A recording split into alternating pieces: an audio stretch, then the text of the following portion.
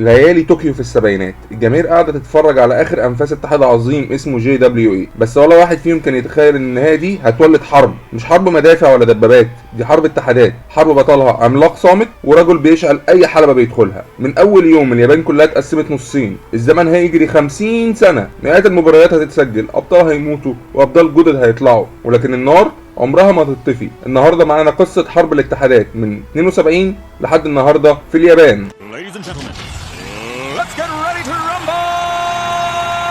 Woo! The best there is, the best there was.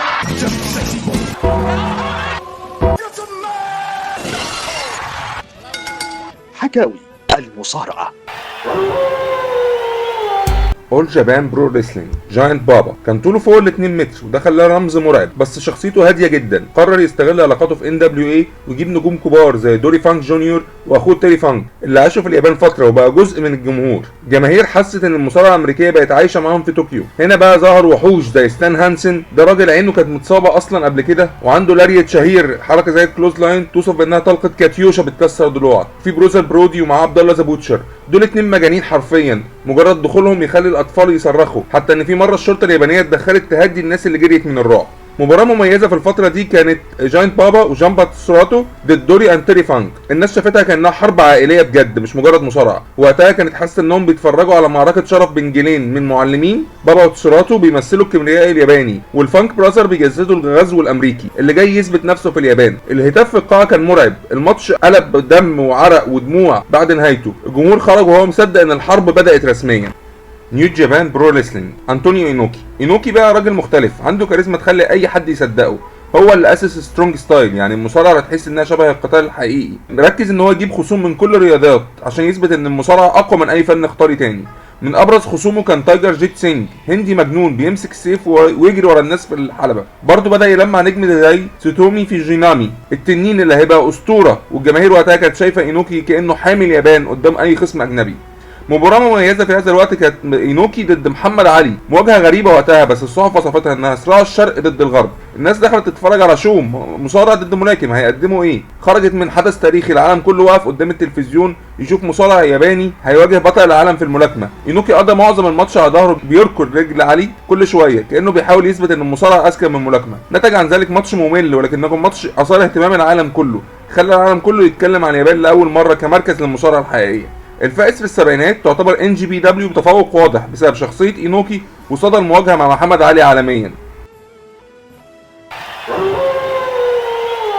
وهنا يا معلم لازم نوقف شويه، لان الحرب ما كانتش بس على النجوم ولا على الجماهير، لا الحرب دي كان ليها وجه تاني اخطر، اسلوب المصارعه نفسه. AJPW رفعت شعار كينجز رود، الماتش هناك مش مجرد عرض، الماتش قصه بتتولد قدامك، بيبدا هادي ضربه فوق ضربه، لحظه فوق لحظه، لحد ما توصل لمرحله ان اي حركه ممكن تكسر المصارع، تكسر معاها قلوب المتفرجين. كل سقطه، كل تنهيده، كل محاوله قيام بتخليك تحس انك جزء من دراما ملحميه مكتوبه دم وعرق وتضحيات. في المقابل NJPW قالت لك المصارعه مش حكايات، المصارعه قتال، هنا القوه هي الحكم والواقعيه هي الاساس. سترونج ستايل كان اسلوبهم ضربات زي المطرقه، ركلات بتدوي في القاعه، مسكات استسلام تحسسك انك تكسر عظمك حتى وانت قاعد في الصف الاخير. كل لحظه على الحلبه كانت اعلان اللي قدامك مقاتلين بجد مش ممثلين، وده اللي خلى الحرب دي نارها مش بتهدى. اتحاد بيدخلك عالم القصص والدراما، واتحاد تاني بيشدك لعالم القتال الحقيقي. 2 مدارس، 2 فلسفات، واليابان كلها متقسمه نصين، كل واحد مستعد يدافع عن اتحاده كانه بيدافع عن وطنه. في اليابان الارقام مش مجرد حزام ذهب بيتلبس على الكتف، ده رمز لفلسفه الاتحاد والطريقه اللي بيشوف بيها معنى البطوله. طب بالنسبه للعروض، نظام العروض في اليابان ما كانش اسبوعي، لكن كان عباره عن جولات تورز، يعني موسم كامل من العروض بيستمر كام اسبوع لشهر. كل جوله كان ليها اسم زي سمر اكشن سيريس، G1 كلايماكس تور، شامبيون كارنفال. الاتحادين كانوا بيعملوا كده عشان يحافظوا على هيبه كل عرض، والمصارعين يلفوا المدن اليابانيه كلها، كل عرض في مدينه مختلفه، وفي نهايه الجوله يبقى فيه المين ايفنت الكبير اللي عليه الالقاب او الخاتمه الدراميه للقصه. طب انت كده ما بتذاعش حاجه في التلفزيون؟ لا طبعا، كل اتحاد كان عنده برنامج تلفزيوني اسبوعي، بس مش عرض حي زي الرو، لا دي كانت تجميع هايلايتس لافضل لحظات الاسبوع او الجوله، وزي ما بنقول ويكلي ريكاب او دايجست شو. الهدف ان الناس تتابع اللي حصل وتتشوق للمباريات الجايه. NJPW كان بيتذاع على قناه اتشي تي في، وAJPW كان عنده عرض قوي مع نيبون تي في، ده اللي خلى المنافسه بينهم تمتد حتى على نسب المشاهده التلفزيونيه. نرجع تاني للالقاب اللي قلنا ان هي مش مجرد حزام بيتحط على الكتف. AJPW كان اللقب الاهم هو اسمه تريبل كراون هيفي ويت شامبيون، ده حرفيا التاج الثلاثي. في البدايه كان 3 احزمه: NWA انترناشونال هيفي ويت شامبيون، BWF هيفي ويت شامبيون، NWA يونايتد ناشونال. بعد كده في 89 تم دمجهم لحزام واحد عشان يمثل قمه المجد، واللي يمسكه يبقى ملك الملوك في عالم AJPW. فلسفتهم بسيطه، البطوله هي عباره عن الشرف والتاريخ والحفاظ على تقاليد المصارعه زي ما كانت ايام جاينت بابا. اما في NJPW اللقب الاشهر هو IWGP هيفي ويت شامبيونشيب. هتقولي طب جت منين IWGP دي؟ معناها هي انترناشونال ريسلينج جراند بري. ده في حد ذاته مشروع عالمي عمله انطونيو نوكي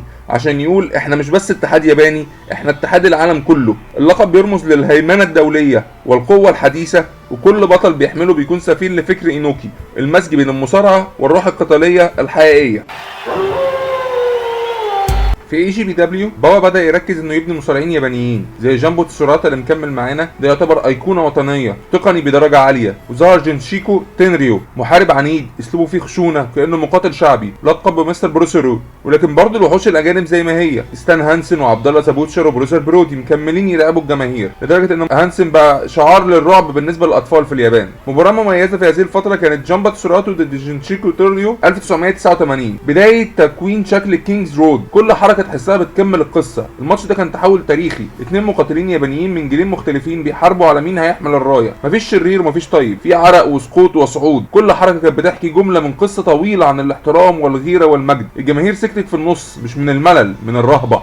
اما في NJPW فالواقعيه تسيطر. نجوم الاتحاد كان تاتسومي فوجينامي التنين، تقني عبقري جمهور اليابان كان بيعتبره الوريث الطبيعي لاينوكي. وظهر كمان ريكي تشوشو، ده مصارع شرس وهو اللي اخترع حركه الشارب شوتر. حتى هولك هوجن في بدايته زار اليابان وهزم اينوكي بحركته اكس بومبر. مباراه مميزه في الفتره دي كانت سنه 83 فوجينامي ضد تشوشو، نفس الفكره، مواجهه جيلين اشعلت الاتحاد. دي كانت اول مره الناس تشوف بعدها.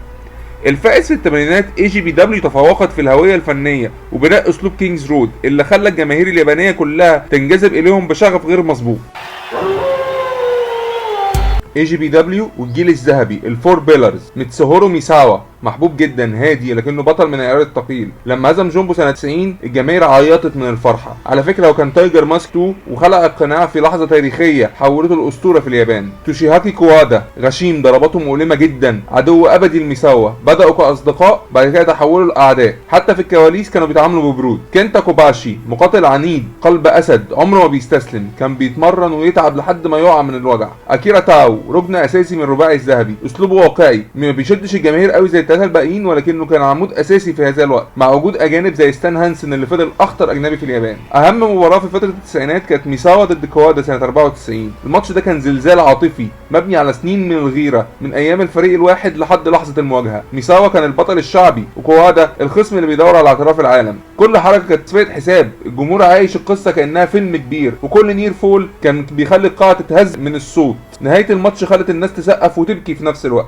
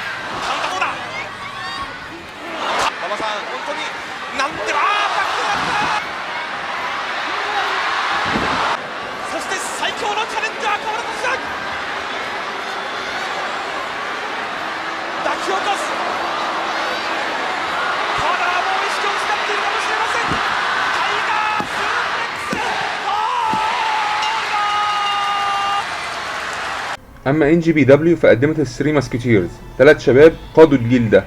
كينجي موتا ذا جريت موتا، شخصيه غامضه، ضباب اخضر، دم، حركات غريبه، كان فيلم رعب حي.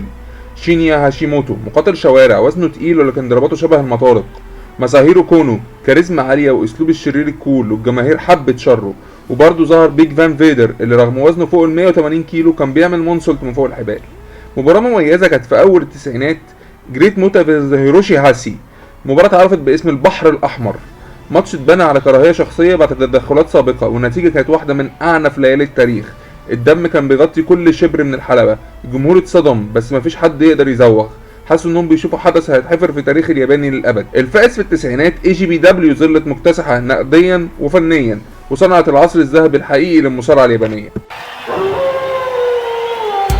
AGPW وفاة جاينت بابا سنة 99 كسرت الاتحاد، كمان ميساوا خد النجوم الكبار وأسس اتحاد نوا، وده خلى AGPW يخسر عموده الفقري، بقى مجرد ظل لتاريخه القديم المميز. آخر مباراة مميزة كانت في الاتحاد كانت سنة 2000 ما بين كوادا وتنريو. الماتش ده كان حرب بين جيلين من أساطير الاتحاد، اتبنى كوداع للأيام العظيمة، والاتنين دخلوا الحلبة كأنها آخر مرة. كل ضربة كانت بتحمل وجع الماضي، كل حركة كانت اعتذار للجماهير، عاشوا الحلم معاهم. نهاية الماتش كانت صمت جمهور بيودع مجده القديم.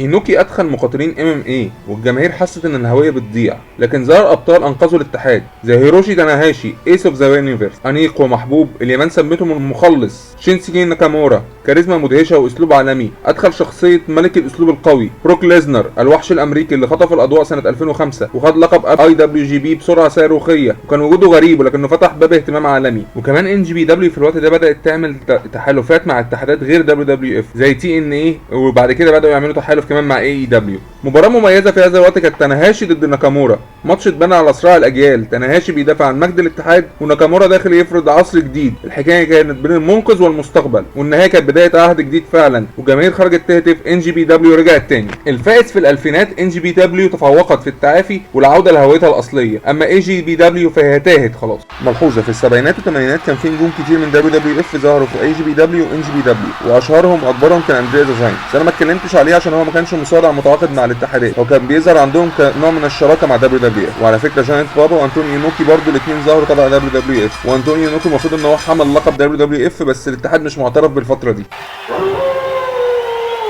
بداية من سنة 2010 AGPW فضل مجرد ظل لتاريخه القديم، الجمهور بيحتمله كرمز وكذكريات لمصارعة عظيمة في السبعينات والثمانينات، لكن الأضواء كلها راحت ناحية الاتحاد التاني. NGPW بدأ ينتج أجيال جديدة عن طريق الدوجو بتاعه، أكبرهم كان كازوتشي أوكادا ذا رين ميكر، رمز التجديد وكل دخلة ليه مشهد فني وتمثل سقوط ذهب على الأرض. تاتسو نايتو المتمرد اللي قلب الطاولة على الكل، رمز الحرية في جيل جديد. برنس ديفيد مؤسس بوليت كلوب، دمج الشر الأجنبي بالجمال الياباني في توليفة سحرة العالم، وأسس فرقة جديدة اللي هي بوليت كلوب، واحدة من أكبر الفرق في تاريخ المصارعة الحرة. ايج ستايلز الأجنبي اللي مسك راية بوليت كلوب وخلاها ظاهرة عالمية، أسلوبه المتوازن بين الواقعية والدراما خلى الجماهير تشوف المصارعة بنظرة حديثة. كيني أوميجا بطل من عالم تاني، دمج القصص الغربية بالعنف الياباني، ووصل المصارعة نفسها إلى لمرحلة جديدة خلت العالم كله يبص على NGPW. ابرز مباراه طبعا في الوقت ده هي كانت سلسله مباريات، ولكن اكبرهم كانت اوكادا فيرسس اوميجا سنه 2017. دي مش بس مباراه، دي ملحمه اتبنت على فكره مين الاحق بلقب الاعظم. اوكادا كان الملك الثابت واوميجا الجاحد اللي عايز يهد العرش، كل حركه كانت نتيجه منطقيه لتاريخ طويل بينهم. الماتش استمر اكتر من 40 دقيقه، بس كل ثانيه منها كانت تحفه فنيه.